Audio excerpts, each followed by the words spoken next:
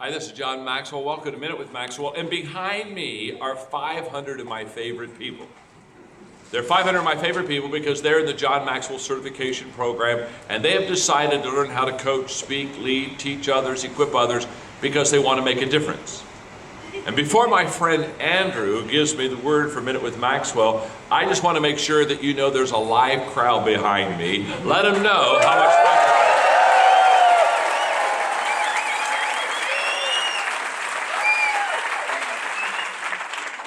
And my friend is Andrew Bawa. Andrew, where are you from? Winnipeg. Winnipeg. We have another Canadian here. And Andrew, tell me, what is the word for Minute with Maxwell today? The word for Minute with Maxwell is restoration. Restoration? Life is a process of ups and downs. When we're having our good days, it's almost as if things could never go wrong, but very quickly, things turn. We have U-turns, surprises in our life.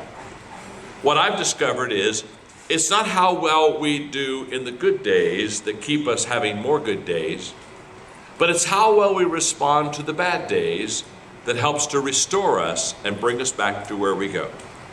Restoration is a word that says second chance. Restoration is a word that says take time out. Restoration is a word that says there's hope for a better day.